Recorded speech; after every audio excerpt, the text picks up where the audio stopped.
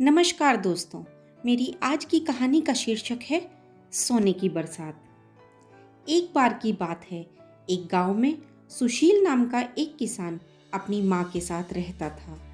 वह खेत में हल चलाकर फसल उगाता, जिससे अपना और अपनी माँ का गुजारा बड़ी मुश्किल से कर पाता था। वह स्वभाव से बहुत सीधा और मेहनती था। एक दिन सुशील अपने खेत की तरफ जा रहा था, तभी उसका पड़ोसी नीरज आ गया। वह बहुत चालाक और कामचोर किस्म का व्यक्ति था।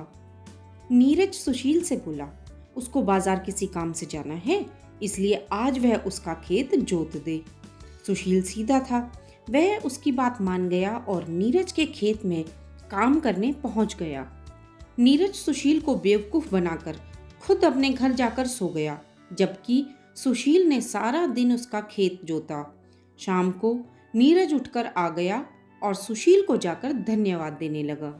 लेकिन सुशील बोला, यदि जरूरत पड़ने पर पड़ोसी काम नहीं आएगा तो कौन आएगा। बदकिस्मती से इस साल बारिश नहीं हुई, जिससे फसल खराब हो चली थी, जिसके चलते सुशील और ज्यादा गरीबी की हालत में आ गया। उसके पास खाने के लिए पर्याप्त अनाज भी नहीं था।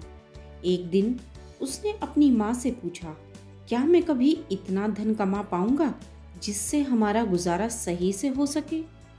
तब उसकी माँ सुशील का हौसला बढ़ाती है और कहती है, इसी तरह मेहनत कर और मेहनत का फल तुझे जरूर मिलेगा।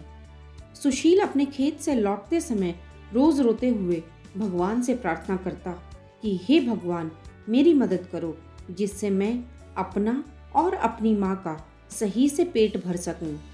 एक रात जब सुशील सोता है तो उसको सपने में एक पेड़ से सोने के सिक्के उस पर बरसते हुए नजर आते हैं। जैसे ही उसकी सुबह आंख खुलती है, वह अपनी माँ को सपने के बारे में बताता है। साथ ही सुशील अपनी माँ को कहता है कि माँ, आप ही मुझे कहती थी ना कि सुबह के सपने सच होते हैं, इसका मतलब यह सच होगा। उसकी माँ सुशील की बात सुनकर हंस पड़ती है। सुशील को खेत में जाते हुए पड़ोसी नीरज मिलता है। तब सुशील उसको सोने के सिक्के के सपने के बारे में बताता है। नीरज उसको बेवकूफ समझता है और उसको बोलता है, मैंने भी एक सपना देखा जिसमें मुझे जमीन के अंदर से सोने के सिक्के मिले। सुशील उसको बोलता है, नीरज, तुम्हारा सपना भी सच होगा। यह कहकर चला जाता है। सुशील उस दिन जब अपने खेत में हल चला रहा था, तब उसका हल जमीन में एक जगह फंस जाता है। जब वह उस जगह से मिट्टी को हटाकर देखता है तो उसमें उसको एक घड़ा मिलता है। सुशील जब उसका ढक्कन हटाता है तो उसमें उसको सोने के सिक्के मिलते हैं।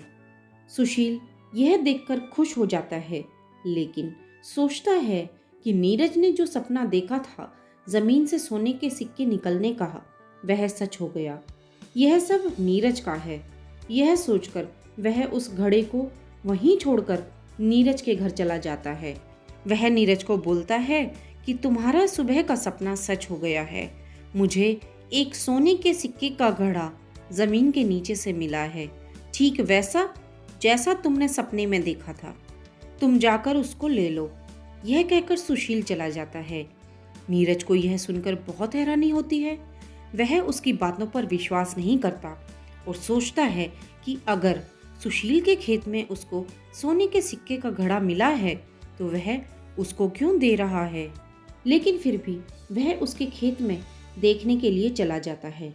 सुशील उस घड़े का ढक्कन सही से बंद करना भूल गया था, जिससे खेत में मौजूद बहुत सारी जहरीली चींटियां और कीड़े उसके अंदर ऊपर से भर जाते हैं। जैसे ही नीरज उस घड़े का ढक्कन हटाकर देखता है तो उसको उसमें कीड़े और चींटियां भरे हुए नजर आते हैं। तो वह उसके ढक्कन को तभी बंद कर देता है और इस सब को सुशील की चाल समझता है। वह सुशील को सबक सिखाने के लिए रात को सुशील के घर जाता है और उनके घर पर कीड़े डालने के लिए उनकी छत पर चढ़ जाता है।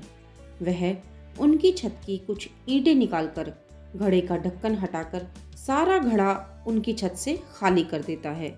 घड़ा खाली करने पर सुशील और उसकी माँ को सोने के सिक्के ऊपर से बरसते हुए नजर आते हैं। सुशील और उसकी माँ यह देखकर बहुत खुश होते हैं और सुशील बोलता है कि माँ, मेरा सपना सच हो गया।